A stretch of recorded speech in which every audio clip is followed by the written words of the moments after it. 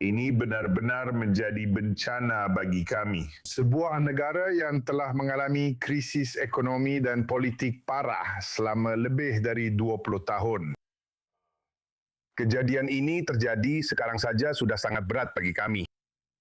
Syukurlah jumlah korban jiwa kami tidak terlalu tinggi. Beban emosional bagi komunitas sangatlah besar.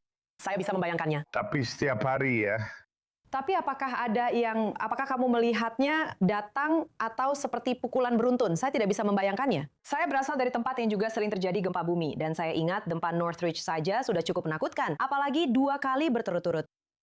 ini maksud saya bagi kami rasanya bukan seperti 2 kali berturut-turut.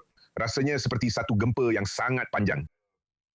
Tidak ada yang tahu bahwa ini bisa terjadi. Kami tidak punya gempa kecil sebelumnya atau apapun. Itu langsung terjadi begitu saja.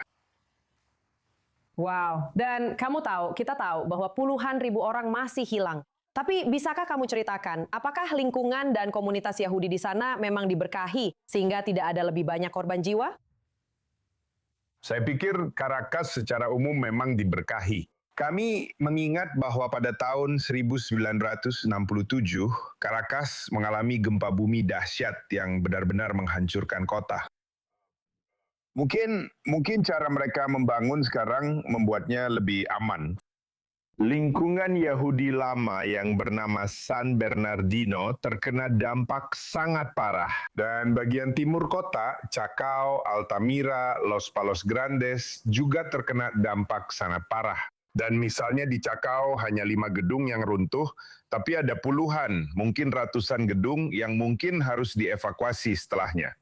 Sama juga di San Bernardino. Kalau tidak salah ada 3 gedung yang runtuh. Itu tapi 3 gedung tua, tapi ada banyak gedung yang keluarganya tidak akan bisa kembali tempati hari ini. Benar, maksudku aku bisa membayangkan ya dari segi teknik untuk melihat dan memeriksa kerusakan seperti apa yang terjadi. Benar. Jadi, jelaskan apa yang dilakukan sinagoga sebagai komunitas untuk membantu memberikan, kamu tahu, bantuan kemanusiaan. Layanan. Makanan, perlengkapan. Jadi kami adalah komunitas yang sangat terorganisir. Komunitas Ashkenazi dan Sephardi bekerja sama bergandengan tangan.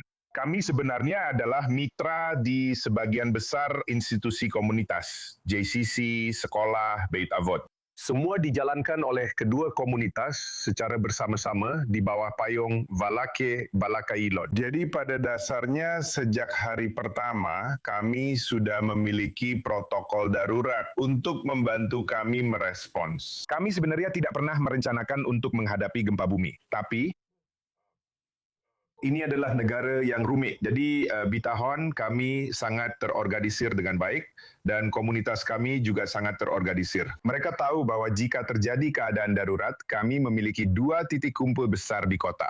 Salah satunya adalah institusi saya dan yang lainnya adalah JCC. Jadi segera kami pergi ke institusi kami membukanya dan mulai menerima para pengungsi. Dan malam itu, Rabu tanggal 24 pukul tengah malam, kami duduk bersama di Dewan Darurat kami untuk mulai merencanakan dan mencari tahu apa yang harus kami lakukan dalam beberapa hari dan minggu ke depan. Wow, maksud saya. Dan kita tentu tahu apa yang telah terjadi pada komunitas Yahudi selama beberapa dekade terakhir di Venezuela, sejak Anda tahu, masa Chavez. Rezimnya. Cukup menakutkan juga membayangkan bahwa itulah alasan mengapa kalian harus sudah menyiapkan langkah-langkah darurat. Kamu tahu, untuk kemungkinan antisemitisme, penculikan. Kita tahu itu sudah sangat mengerikan. Dan kamu tahu, pandemi juga adalah sesuatu yang harus kami atasi sebagai sebuah komunitas. Kami pernah mengalami pemadaman listrik hampir selama seminggu di negara ini, yang harus kami tangani sebagai keadaan darurat. Jadi sayangnya kami sudah punya pengalaman, tapi itu menjadi keberuntungan bagi kami kali ini karena kami bisa bereaksi dengan cepat. Baiklah, terima kasih banyak. Kami mengirimkan banyak kasih sayang untuk Anda dari Israel. Terima kasih, Roberto Mishkin. Terima kasih sudah mengundang kami.